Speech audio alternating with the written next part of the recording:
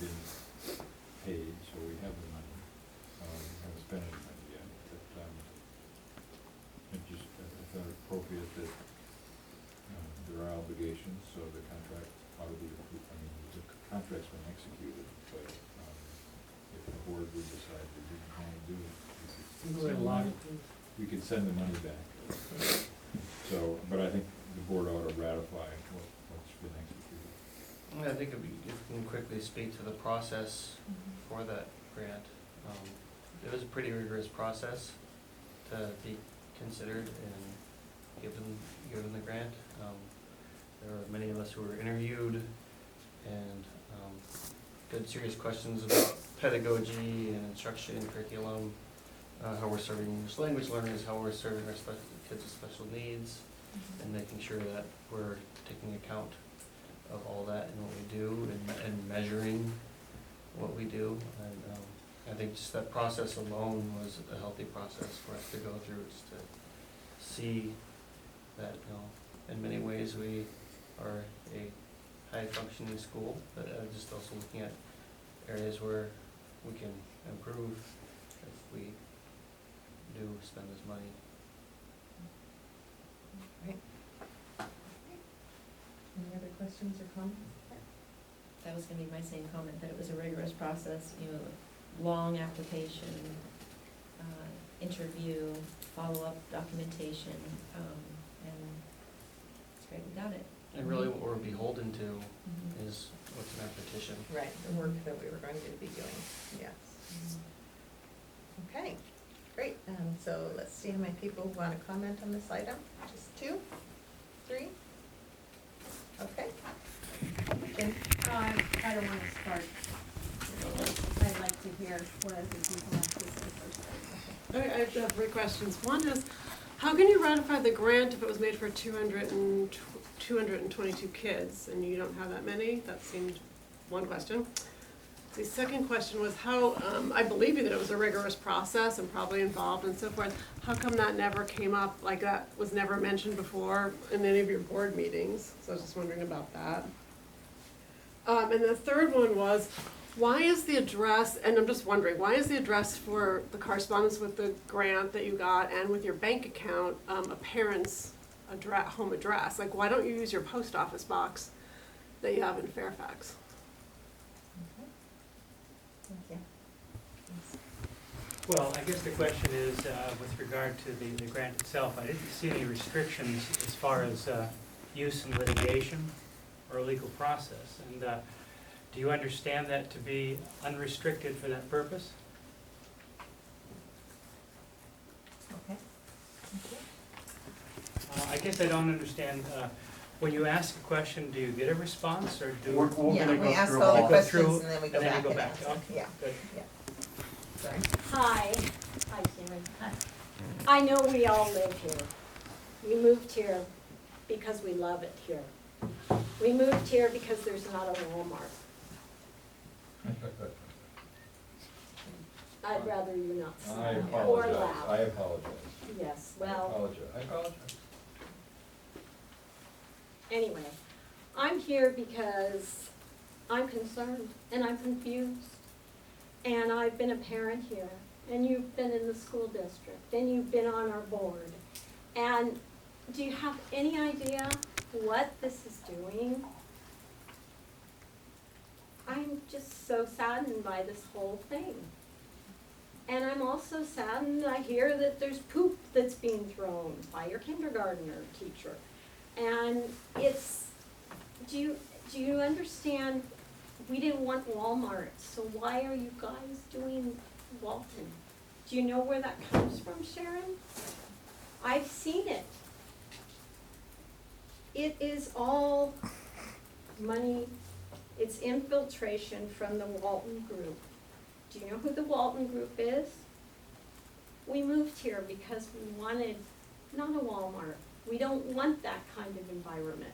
So why is it that we're making that environment? For our kids.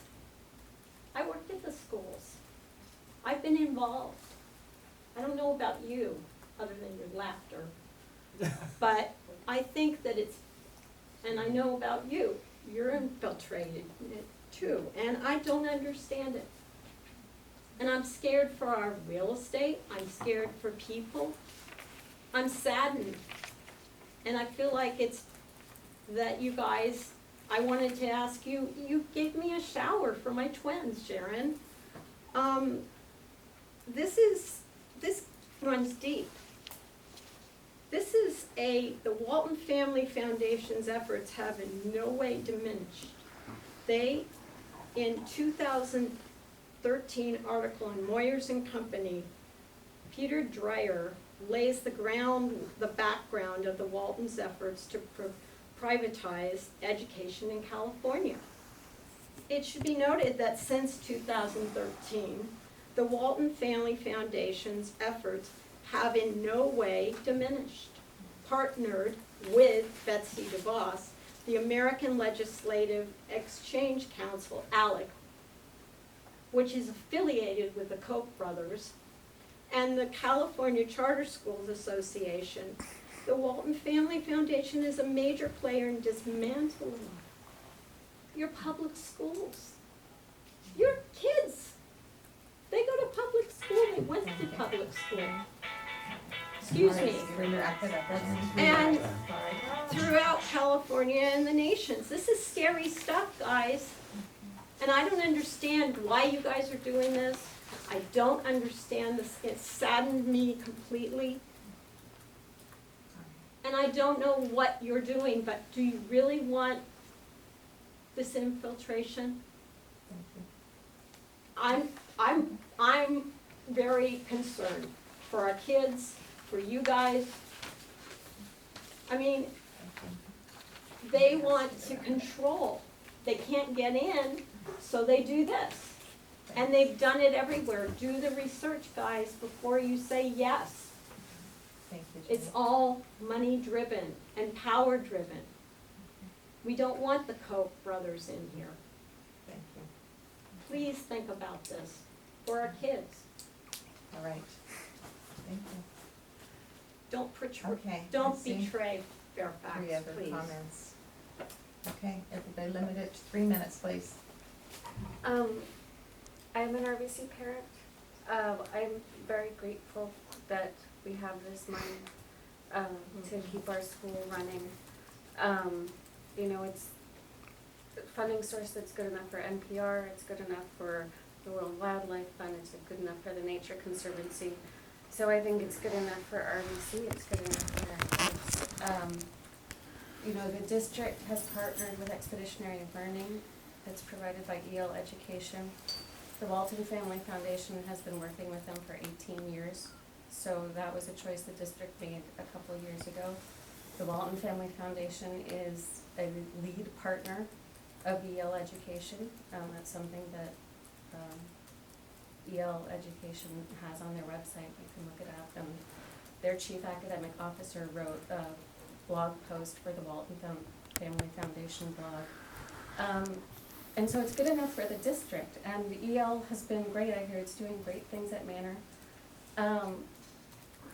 And so I don't understand why RBC is being held to a different standard than the district, and why, you know, organizations like that can accept this funding and understand that they're getting money that they need to keep their operations going. And the district is partnering with the same sources. So, thank you. Maybe you guys could clarify also if some of this money was to fill a gap in funding because we started with less students.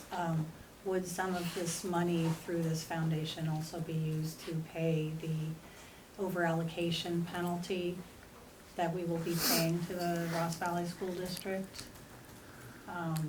That would be quote-unquote tainted money. So would the school district have an issue about taking that money from the Walton Foundation? Thank you. Yes. So as a concerned hippie liberal, I want to know specifically how you guys are being infiltrated by the Walton Foundation. And, you know, the expeditionary learning program at Manor, does anyone know how they're being infiltrated? Because that's concerning. That's it. Thank you. Any more public comment before we bring it back up? So I apologize, I've not actually read the document that's behind this, but I'm curious if we can get any clarification around, other than the reporting requirements regarding how the money is being spent, are there any other requirements, anything else that the school is obligated to by signing this contract? Okay.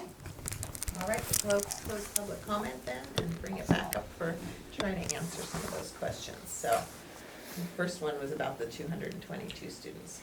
Yeah, and that just was what is in our petition. They know how, you know, the foundation knows how many students we have currently, and as, this is a startup grant, so that is what, in our petition, we're authorized for 222 kids, so it's money for basically serving up to that many kids. Mhm. The address is legacy of our incorporation papers. So when we're incorporated, so that's in the process of being changed. So that's why it goes to a home address rather than to a school address, nothing else. And I think, you know, we've been trying to get a permanent address and not a PO box because a lot of people don't want to use PO boxes as permanent addresses for things. So we've been trying to work towards that as a goal, to get an address here that we can use on the school site while we're located at Yeah, this it's also a campus. facilities use agreement. Yeah. Right, and the district won't let us use, anything other than 101, so they won't let us use a different. Yeah, so yeah, we Address, have 'cause- mail go missing at times, and that's why I have something sent to my own personal house. And also, we have talked about the fact that we've been going out for grants. I don't think that that's been any secret in the community, so just to answer that question. Restrictions for litigation and legal process, we don't intend to use that, but. Yeah, you know, in the budget that we presented, the second. Item G. The second revised budget that was presented in the last meeting, it's on the website, for anyone